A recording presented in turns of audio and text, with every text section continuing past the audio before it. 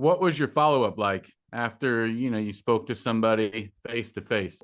So my follow-up, after I went and manually took my time and knocked on the doors and had a genuine conversation with people, and whether they were home or not, put that trifold brochure in their door. It didn't cost me any postage. I was in the neighborhood anyway, so I didn't go out of my way. Like, I didn't go drive a half hour one way to go get to a potential listing. I was there anyway. And it was when I didn't have an appointment somewhere else, or I wasn't doing something else, or I wasn't cutting the grass, or I wasn't walking my dog. I was walking around passing out flyers the first few months. Then I got a sale, took some money out of that sale, put it into automated postcards. So now they got a flyer from me.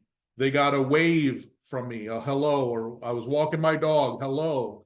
They got a trifold brochure from me. Now, the following month, they got a postcard from me. So they've already had 4 or 5 interactions from me at this point. Then I got that sale, and guess what else I can do now? Put out a just sold. And it's a success. Evidence of success is what my friend called it, who was in mortgages, who did this for me. He said, show them evidence of success. So now I waved to them every time I could, went around, introduced myself, didn't have money, so put flyers out. Then he bought me trifold brochures, still didn't have money to do mailings, got a sale, took some money out of that sale, put evidence of success out there on a postcard. Your neighbor just sold, we were over asking, or whatever, sold in 10 days or 7 days or whatever it was. So it's just systematically building from that point forward. And I started out, again, as a 21-year-old, young, didn't have much money to speak for. So I started out with the flyers and brochures. And then after my first sale, I invested in postcards and so on, and evidence of success, and just keep the ball rolling at that point. I remember we've done some things.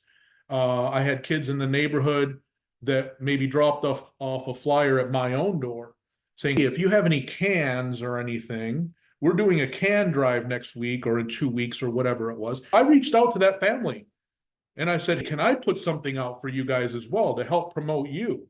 So I put my name and face and phone number on that as well. So now they went around and put flyers on the doors asking for help with their can drive. But then I turned it into something else, which was a little bit nonchalant. It wasn't real estate first.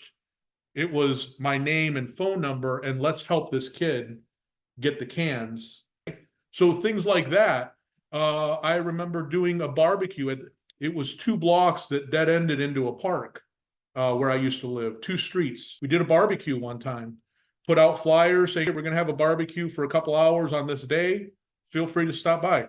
My mortgage guy and my title people sponsored it as well. A few $100s, not a big deal. Hamburgers, hot dogs, free. Come down to the park, get your free hamburger, hot dog. Who did this? It was Carlo that did it. So free, inexpensive, repetitious, building layer upon layer.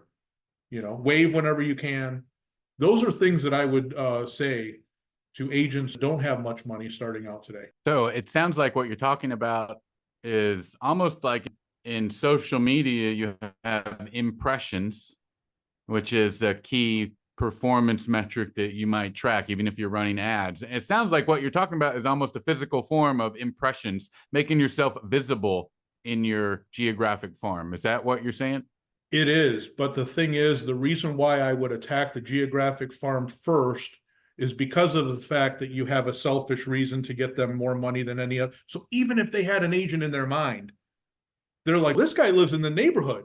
Even if they bought that home through somebody else, they say, this guy lives in the neighborhood. He has a vested interest in getting us the most money. And here's the key. Then I turn that success into stories and evidence of success for Facebook, Instagram, YouTube, and social media. If I just went out and shot videos, let's say shorts for 1 minute, and I gave advice and tips and so on, that's all good. But where's the evidence of success? They could say, this guy's an agent and he has good tips and whatnot, but he seems new. What homes has he sold? And you don't have any homes sold. So what I'm saying is the geographic really was the basis of everything. Then I took that to my sphere of influence in social media and put that out there. and showed Mhm. tips and advice and so on, but then mainly evidence of success. Not only does this guy have good advice, is he giving good advice, but he's doing business in the area. We've got to call him. It's not just tips and advice with no sale. Now I've built on that geographic neighborhood and taken it to my sphere.